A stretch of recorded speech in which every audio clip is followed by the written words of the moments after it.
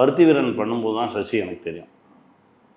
அதுக்கு முன்னாடி ராமில் வந்து அவர் கோஆர்டினேட்டரு. நான் அமீர் அண்ணனை பார்க்க போகும்போது சசிகிட்ட கேட்பேன், அண்ணன் இருக்காரான்னு. பருத்தி வீரனில் நான் கோஆர்டினேட்டரு. சசி வெளியே வந்து எழுத ஆரம்பிச்சிட்டாரு. சும்மா ஜஸ்ட்டு எங்கே இருக்கீங்க, என்ன பண்ணுறீங்க, இப்போ அண்ணன் இருக்காரா, இவ்வளோ தான் எங்களுக்குள்ள பழக்கம். திடீர்னு ஒரு நாள் முடி வெட்டாதீங்க அப்படி. பருத்தி வீரன் முடிச்சுட்டு வந்து நான் 3 மெகா சீரியல் ஒரே டைமில் பண்ணியிருந்தேன். சன் டிவியில் ஒன்று, கலைஞர் டிவியில் செல்வி, அரசி, அங்கே கலைஞர் டிவியில் தேன்மொழியால், ஜெயா டிவியில் அலைப்பாயுது. 3 மெகா பண்ணியிருந்தேன். 3 அப்போ எனக்கு 30 அசிஸ்டன்ஸு. 10 நாள் தான் ஒவ்வொரு ப்ராடக்ட் பண்ண முடியும், மீதியெல்லாம் என் அசிஸ்டன்ஸ் பண்ணிக்குவாங்க.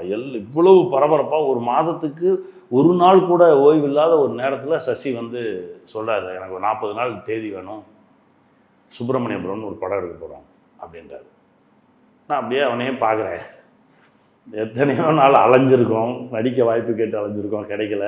இப்போ இவ்வளவு பரபரப்பாக இருக்கும்போது சசிகுமார் வந்து கூப்பிட்றாரு அப்படின்னு. இப்போ சசிகிட்ட சொன்னேன், சரா நான் ஒரு 2-3 நாள் டைம் கொடு. சொன்னேன், டைமெல்லாம் கிடையாது, நீ அதுக்கு தானே ஆசைப்பட்ட, அதுக்கு தானே வந்த, அதுக்கு தானே அவமானப்பட்டேன்ன, இப்போ நான் கூப்பிட்றேன் நீ வா அப்படின்னு சொல்லிட்டு அவன் போயிட்டான். இப்போ அப்படியே உட்காந்துருக்கேன், என்ன பண்ணுறதுன்னு தெரியல. லக்ஷ்மி அம்மாவுடைய ஹஸ்பண்ட் சிவச்சந்திரன் சார் தான் வந்து அரசியல ராதிகா மேமுடைய ஹஸ்பண்டாக ஆக்ட் பண்ணுறாங்க. இப்போ அவர் பார்த்துட்டே இருக்கார். என்ன அப்படின்னாரு. இல்லை நடிக்க கூப்பிட்றான், 40 நாள் கேட்குறான், ஒரு நாள் கூட நம்மக்கிட்ட இல்லை தேதி, எப்படி போகிறதுன்னு தெரியல அப்படின்னா.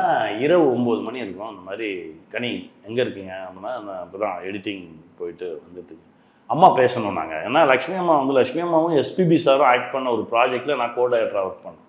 அடுத்த வீட்டு கவிதைன்னு ஒரு இதில் விஜய் டிவியில் Sundar K Vijayan sir direct பண்ணார். அப்போது எனக்கு நல்லா தெரியும், அவங்க என்னை புள்ள மாதிரி தான் பார்ப்பாங்க.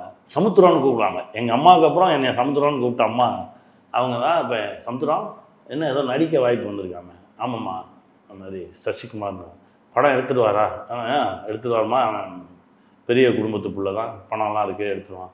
அது நல்லா வருமாயா, நல்ல கதைம்மா, நல்லா வரும். ஆமாம், எல்லாத்தையும் விட்டுட்டு போயிடு அம்மா, ஆமாம் எல்லாத்தையும் விட்டுட்டு போயிடு, நல்லா வரும்.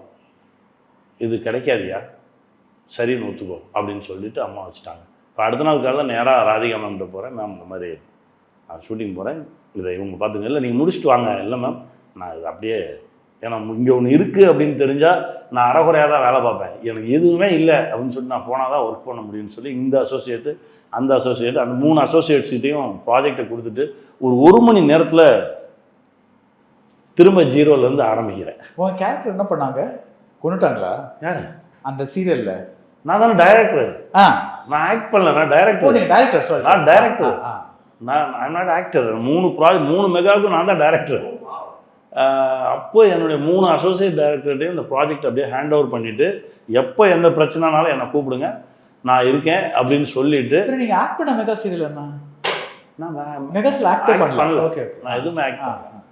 அப்படியே 3 மெகாவை அவங்க கையில் கொடுத்துட்டு அப்படியே ஓவர் நைட்டில் ஜீரோ. அன்னைக்கு ஈவினிங் திண்டுக்கலுக்கு வண்டி ஏறுறேன். என் ஒய்ஃபு கேட்டாங்க, நல்லதெல்லாம் போயிட்டு இருந்துச்சு அப்படின்னா. இல்லை, நான் தேடி வந்தது இது இல்லை, நான் தேடி வந்தது இப்போ என்ன தேடி வந்துருக்குது, நம்பு வந்துடுவேன் அப்படின்னு சொல்லி தான் கிளம்பி போனேன்.